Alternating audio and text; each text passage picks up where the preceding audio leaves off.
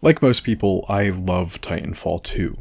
Its multiplayer is just fantastic, and the campaign is undoubtedly one of the best around, especially in the FPS genre with some incredible characters and touching moments. I'm not trying to convince you of anything, pretty much everyone agrees that it's good, but it's been a while since we've had a good long talk about Titanfall 2. Throughout its campaign, there's not a single mission that fails to be insanely memorable, from the enormous and constantly changing house factory to the tense ship-hopping mission leading up to the fight with Viper. There really isn't one bad level in the entire campaign. Despite its star status among first-person shooters, the campaign still isn't talked about enough. While every moment of the game is an absolute thrill from start to finish, I have a particular soft spot for the 5th mission, Effects and Cause. If you haven't played Titanfall 2, what are you doing? And also, spoiler alert. I'll mainly be talking about just this single mission here, but there may be some references to other story moments. If you enjoy the video, be sure to subscribe and let me know down in the comments. Anyways, let's talk about it. Effects and Cause takes you and BT to a dilapidated research facility in order to convene with another militia leader named Major Eli Anderson. Experiencing some weird visions, you do eventually find Anderson, but his body seems to be partially embedded in the ceiling. Grabbing his helmet from the half of his body that you can see, you carry on his mission while BT waits outside, where he clears a path into the upper segment of the lab. As you cut through the facility, shifting seamlessly through realities, you stumble across a couple of audio logs. It becomes pretty clear that the IMC were working on some sort of experimental technology here, which is what Anderson showed up to figure out. It's not yet clear though why you keep blinking between different versions of the same place, but you'll find out soon enough. On the opposite end of the ceiling, you find Anderson's other half, with a strange device wrapped around his hand. I'm pretty sure at this point you and most other people have registered what's going on, so I'll quit beating around the bush. This little watch allows you to slip between the past and present version of this facility. Whereas the transition between times was rather sporadic and sort of slow before, this device gives you the ability to harness it, allowing you to swap back and forth between these two map variants at will. While it may seem like a simple addition at first, this changes the way you're going to approach every aspect of the level moving forward. It's also quite impressive and really cool how they did this on a technical level, so I'll talk about that in a little bit as well. This mechanic is around for literally this one single mission, and they build on it more than some games do with a mechanic over their entire runtime. You'll get used to this very quickly, which has helped given how satisfying it is to swap. With a single button press, your pilot snaps his hand, and with a responsive sound and quick flash, you're in the past.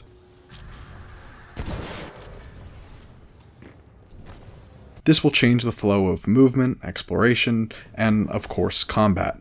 When moving through this level, there will be some light puzzles to work through. Some notable examples are a vent shaft with debris in different places depending on the time, alternating platforms for a jumping exercise, or making new entrances in rooms that will advance the story or give you the upper hand in combat. The term puzzle is being used rather loosely here given their simplicity, but Titanfall is a game about moving fast. This means that these puzzles will be solved pretty quickly, leaving very little dead time and resulting in more breakneck action all the time. My favorite piece this device lends itself to is the combat. When you switch, it'll show an indication of where enemies are in the other timeline, allowing you to position accordingly. This lets you zoom around rooms, picking off enemies one by one. Bouncing off walls and flying through the air, you'll often be acting much faster than you can even think. You can almost feel the enemy's confusion as they watch this teleporting ninja appear from thin air and gun their teammate down only shortly before executing them all the same. And now, of course, a brief demonstration of what that looks like from their perspective.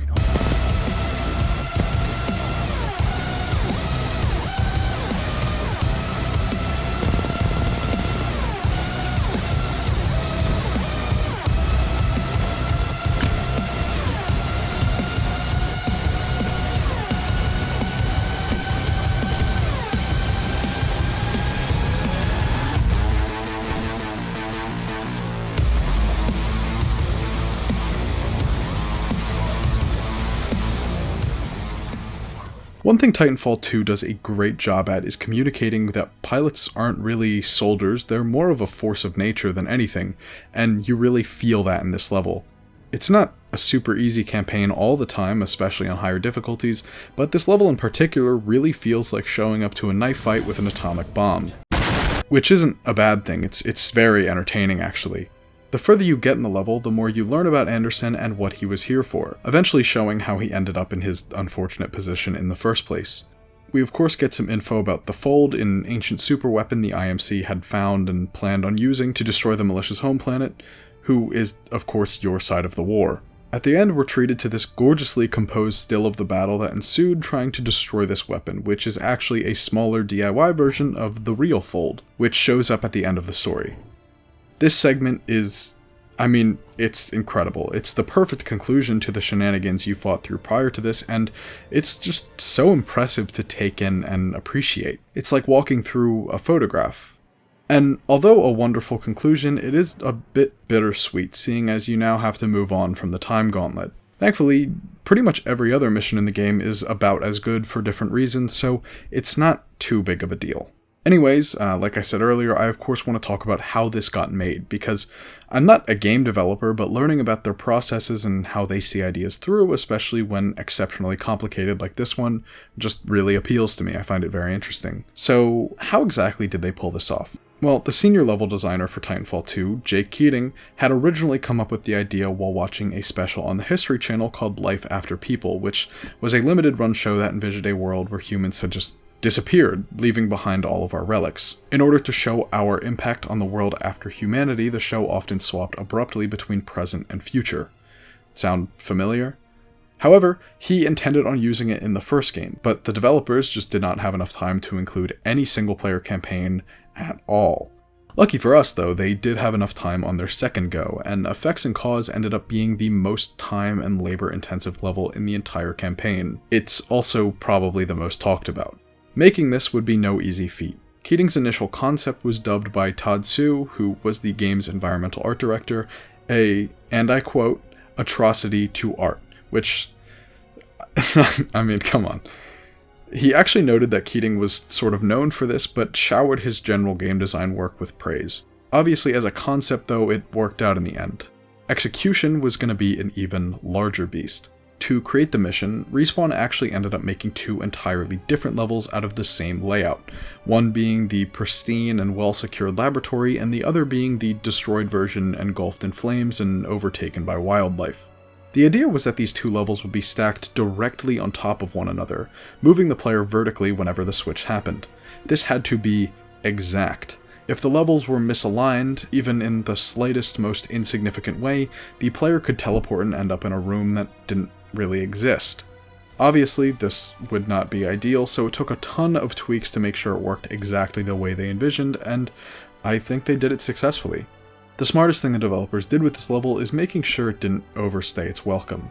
Keating actually did an interview with Vice, of all people. I guess they cover video games, and at one point in the interview he said, having it for that one mission ends up putting you in a situation where by the time people have figured out how to exploit it, or how to truly game it, or God forbid it becomes boring, we take it away and leave you wanting more.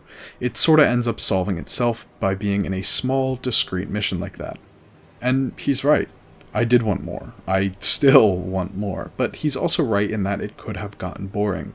As hard as it is to hear, it's something that could have easily happened, even if we only had the device for one more mission. Level design is really important, and some people seem to discount just how vital it is to have great level design. I remember Titanfall 2 for a lot of things. Its surprisingly deep characters, huge action set pieces, its emotionally charged ending, and of course its perfectly crafted movement and gunplay. However, without its rich environmental storytelling and well thought out levels, those things wouldn't have been able to shine in the same way. Titanfall 2 is, hands down, one of my favorite games of all time. If you haven't played it, go play it. Trust me.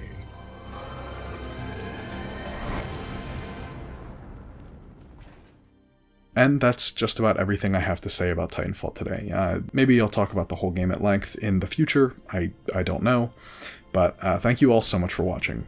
Again, if you enjoyed the video, feel free to like and subscribe. If you have any suggestions for other games you want me to discuss, let me know down in the comments.